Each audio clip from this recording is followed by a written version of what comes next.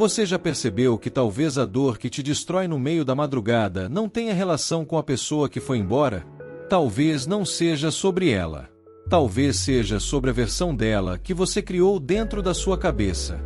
Aquela sensação sufocante que faz você olhar o celular esperando uma mensagem que nunca chega, não nasce apenas da ausência. Ela nasce do colapso de uma fantasia. Porque, na maioria das vezes, nós não nos apaixonamos por quem o outro realmente é. Nós nos apaixonamos pelo significado que aquela pessoa assume dentro das nossas carências. E essa é uma das verdades mais difíceis de aceitar. Você não sente falta da realidade. Você sente falta da ilusão que construiu para sobreviver emocionalmente. Vivemos uma era onde confundimos intimidade com projeção. Quando alguém entra na nossa vida, raramente enxergamos a pessoa como ela é de verdade, cheia de falhas, contradições, egoísmo, medos e limitações. Nós transformamos o outro em uma tela vazia onde projetamos tudo aquilo que sentimos faltar dentro de nós. Segurança, validação, pertencimento, amor. E então começamos a amar não a pessoa, mas a promessa. O problema é que nenhuma fantasia sobrevive para sempre ao contato com a realidade. Uma hora, a máscara cai.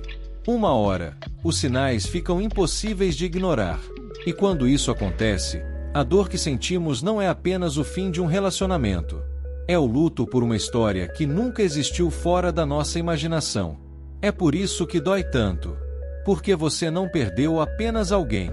Você perdeu a esperança de finalmente ser completo através daquela pessoa. O nosso cérebro é especialista em construir narrativas para nos proteger do vazio. Quando criamos apego emocional por alguém, começamos a ignorar sinais óbvios de incompatibilidade. Pequenas mentiras. Falta de reciprocidade. Desinteresse emocional.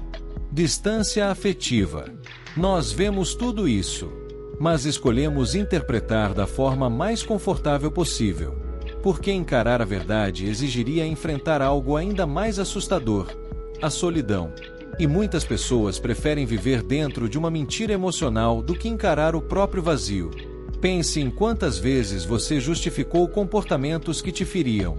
Quantas vezes repetiu para si mesmo que a pessoa estava apenas confusa, passando por uma fase difícil, ou que tudo mudaria se você amasse um pouco mais. Esse é o combustível da dependência emocional. Você se apega não ao que o outro é, mas ao potencial que imagina existir nele. E enquanto tenta salvar o outro, abandona a si mesmo. Você entrega energia, tempo, dignidade e saúde emocional tentando sustentar uma versão idealizada de alguém que talvez nunca tenha existido. Uma estátua de barro, que inevitavelmente desmorona na primeira chuva de realidade. E o mais perigoso é que a mente humana possui uma tendência cruel. Ela prefere lembrar dos pequenos momentos bons e apagar tudo aquilo que feria. Depois que a relação termina, você não revive as noites de ansiedade, as mensagens ignoradas, os silêncios desconfortáveis ou a sensação constante de insuficiência. Você revive os raros momentos de conexão e transforma exceções em prova de que o relacionamento era especial. É assim que a idealização continua viva mesmo depois do fim.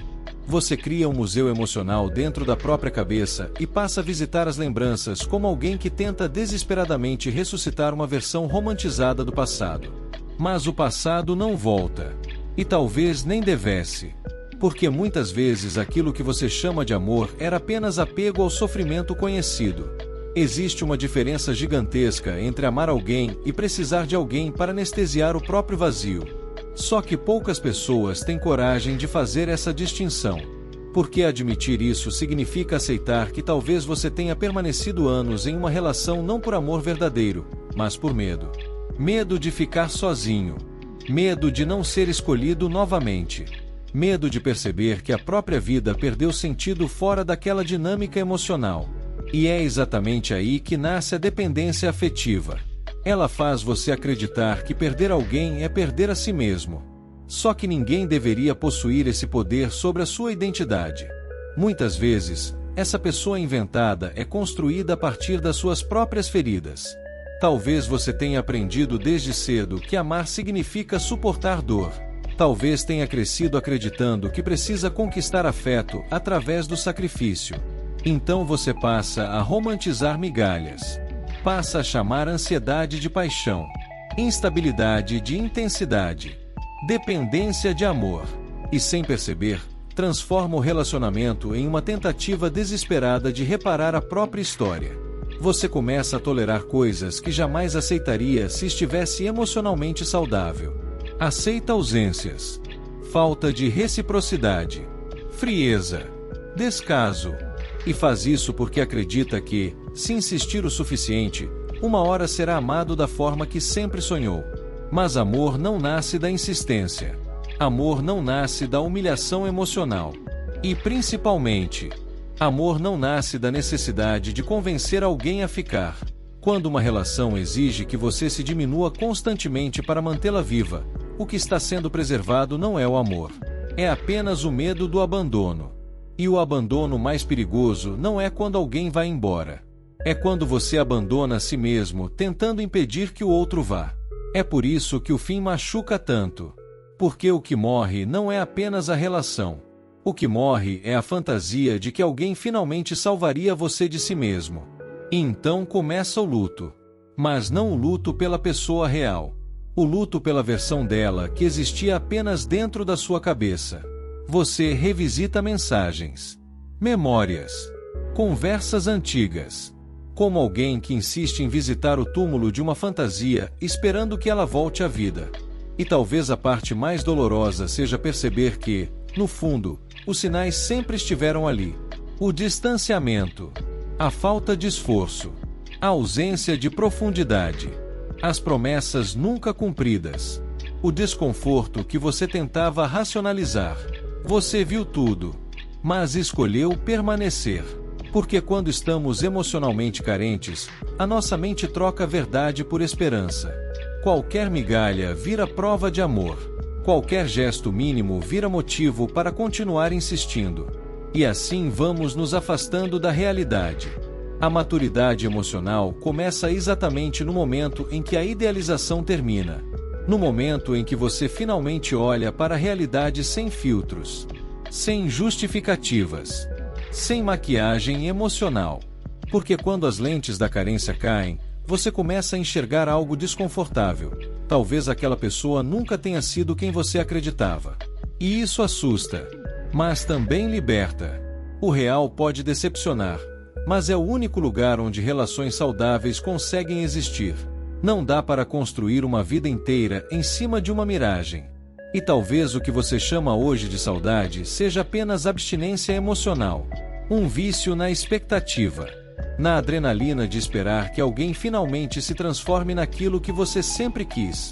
Mas amor verdadeiro não nasce da expectativa. Nasce da realidade, da aceitação, da capacidade de enxergar o outro como ele é, e não como você gostaria que fosse. Talvez pela primeira vez você precise parar de perguntar: por que essa pessoa me deixou? E começar a perguntar: por que eu precisei inventar alguém para conseguir amar? Essa pergunta muda tudo. Porque ela devolve o foco para você, para as suas feridas, para os vazios que você tentou preencher através de outra pessoa, para a dificuldade que talvez exista em permanecer sozinho consigo mesmo sem precisar de distrações emocionais constantes. Toda vez que sentir vontade de correr atrás, lembre-se disso. Você não está sentindo falta apenas da pessoa. Você está sentindo falta da sensação de estar iludido. E ilusões funcionam como anestesia. O problema é que toda anestesia cobra um preço. E geralmente o preço é você mesmo. Quantas pessoas existem hoje vivendo relações inteiras sem nunca terem sido realmente vistas? Quantas passam anos tentando sustentar personagens para não serem abandonadas? Quantas se adaptam tanto aos desejos do outro que esquecem completamente quem eram antes daquela relação? Talvez você tenha feito isso também. Talvez tenha silenciado partes de si mesmo para continuar sendo amado. E talvez seja exatamente por isso que agora existe um vazio tão grande. Porque no caminho de tentar manter alguém, você perdeu a própria identidade. Mas existe algo importante que quase ninguém fala. O fim da ilusão pode ser o começo da sua liberdade emocional. Porque quando você para de inventar quem o outro é, você também para de se abandonar. Você começa a perceber os limites rompidos, as bandeiras vermelhas ignoradas e a incompatibilidade que sempre esteve ali. Isso não é cinismo. Isso é consciência. É entender que relacionamentos saudáveis não são feitos de personagens perfeitos, mas de pessoas reais, imperfeitas e emocionalmente disponíveis. O seu valor não depende da capacidade de alguém permanecer na sua vida, muito menos de uma fantasia construída pela sua carência. Se você está cansado de repetir ciclos, talvez seja a hora de parar de procurar salvação no outro e começar, finalmente, a se encontrar no espelho. Porque o autoconhecimento não nasce da fantasia. Ele nasce quando você escolhe encarar a verdade, mesmo que ela doa. E talvez essa seja a primeira vez, em muito tempo, que você esteja realmente começando a se enxergar. Se esse vídeo trouxe clareza para algo que você estava tentando negar dentro de si, então não ignore essa sensação. Às vezes, um único momento de consciência é capaz de mudar anos de padrões emocionais destrutivos. Escreve aqui nos comentários. Qual foi a maior ilusão que você já criou sobre alguém? Eu quero ler a sua experiência. E se você quer continuar aprofundando esse tipo de reflexão sobre dependência emocional, relacionamentos tóxicos, maturidade afetiva e autoconhecimento, se inscreva agora no canal e ative as notificações. Porque aqui, nós não romantizamos a dor. Nós transformamos dor em consciência. E consciência é o primeiro passo para a liberdade emocional. Nos vemos no próximo vídeo.